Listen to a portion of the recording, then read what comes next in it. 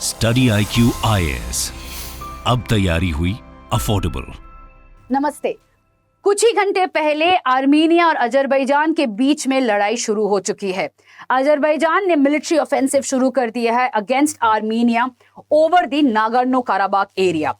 अब ये जगह है कहाँ पे? नागोर्नो काराबाख एरिया जो है वो एक्चुअली अजरबैजान के बॉर्डर्स के अंदर आता है, बट यहाँ पे जो लोग रहते हैं वो मेजॉरिटी में एथनिकली आर्मीनियन है, दैट इज आर्मीनिया के हैं। अब जब यूएसएसआर का जो रेजीम था, दैट इज सोवियत रेजीम के समय पे रिपब्लिक्स के बीच में बॉर्डर इतना रिजिड नहीं था, तो लोग आते जाते रहते थे, एथनिकली इतना सिक्लूडेड या आइसोलेटेड नहीं थे।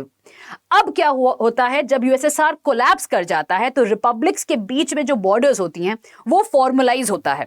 उसी दौरान ये एक कॉन्फ्लिक्ट इमर्ज करता है, क्योंकि अजरबैजान कहता है कि ये टेरिटरी अजरबैजान का है, बट आर्मेनिया कहता है क्योंकि यहाँ पे लोग आर्मीनियन मेजॉरिटी है, दैट इज एथनिकली आर्मीनियन, ये टेरिटरी आर्मीनिया का है।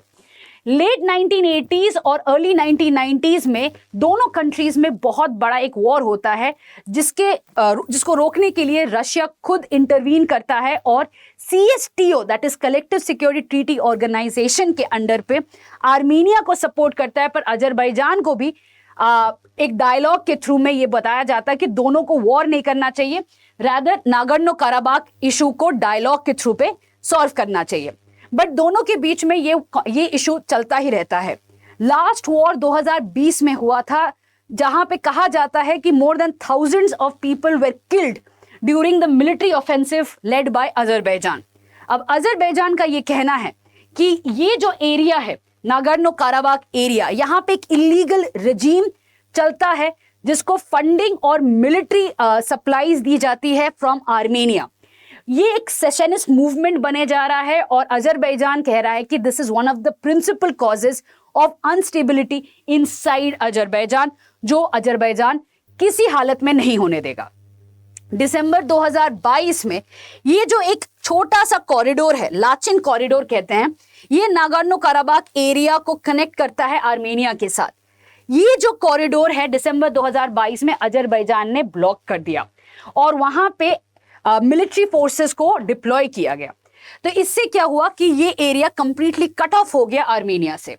तो आर्मेनिया ने इमीडिएटली ये बात रेज किया इंटरनेशनल लेवल पे, और Russia, EU as well as US तीनों पार्टीज आ गए दोनों को बात करवाने में। दोनों में काफी राउंड्स ऑफ डायलॉग्स हुई हैं, बट कुछ हफ्तों से, that is in the last few weeks, tensions were very high. Azerbaijan और ये डायलॉग पे नहीं विश्वास रख रहा था। अजरबैजान का कहना था कि भाई ये सोल्यूशन सिर्फ और सिर्फ मिलिट्री से होने वाला है, क्योंकि ये आर्मेनिया एक प्रोलॉन्ग टैक्टिक यूज कर रहा है ताकि अजरबैजान में अनस्टेबिलिटी रहे। तो जो अजरबैजान के जो लीडर हैं अलीयेव, उन्होंने कहा कि बस हो गया डायलॉग, अब मिलिट्री ही सोल्यूशन है। इसी वजह से ये ऑफेंसिव स्टार्ट हो जाता है। अब कौन एग्जैक्टली प्लेयर्स हैं यहाँ पे? अगर देखा जाए तो आर्मेनिया के जो प्राइम मिनिस्टर है निकोल पशिन्यान, ये 2018 में एक स्टेटमेंट देते हैं कि रशिया के साथ आर्मेनिया का जो पार्टनरशिप है, it is one of the biggest strategic error of Armenia. Ironically Armenia is a member of the collective security treaty organization, जो रशिया लीड करता है। अब अजरबैजान, जो इल्हाम अलीयेव हैं, जो लीडर हैं अजरबैजान के, वो CSTO में नहीं है, मेंबर नहीं है, that is Azerbaijan is not a member of CSTO, but it is much closer to Putin than Armenia is.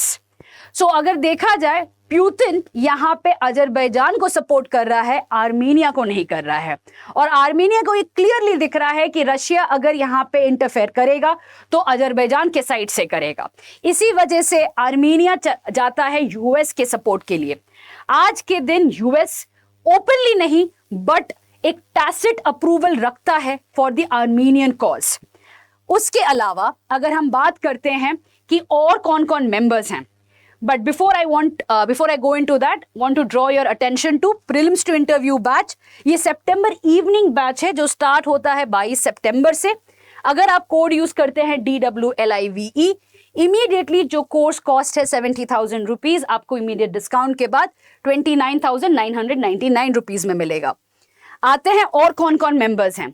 ये तो कुछ हफ्ते पहले की एक न्यूज़ है कि इंडिया ने ईरान के थ्रू आर्मीनिया को सप्लाई किया है Pinaka multi barrel rocket launcher.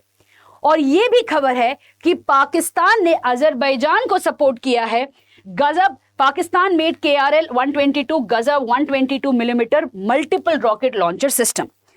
इसके अलावा EU अजरबैजान को भी सपोर्ट करता है क्योंकि EU का काफी बड़ा डिपेंडेंसी है on Azerbaijan, specially the Baku area for its energy requirement.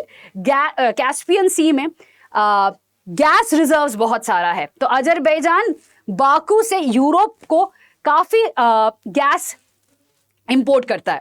तो एक EU का सपोर्ट है अजरबैजान की तरफ। दूसरा है टर्की। अब टर्की भी यहाँ पे काफी इंपॉर्टेंट रोल प्ले करता है क्योंकि टर्की ये कहता है कि Azerbaijan is a far more important player than Armenia. तो एक तरह से अगर देखा जाए तो जियोपॉलिटिक्स का ये चेस बोर्ड सेट हो रहा है। वॉर तो शुरू हो चुका है, अब एक्सटर्नल प्लेयर्स धीरे धीरे यहाँ पे आके और सिचुएशन को वर्स करेंगे और देखा जाएगा तो फिर से वही जियोपॉलिटिकल एक सिनेरियो इमर्ज होगा जैसे कि यूक्रेन वॉर में हुआ था। जितनी जल्दी हो सके अगर डायलॉग से ये रिजॉल्व हो सके या सीज फायर डिक्लेयर हो जाए वो बेटर रहेगा, वरना we are looking at a very prolonged conflict again in the Caucasus region. With this we come to an end. Thank you. Study IQ IAS, अब तैयारी हुई अफोर्डेबल।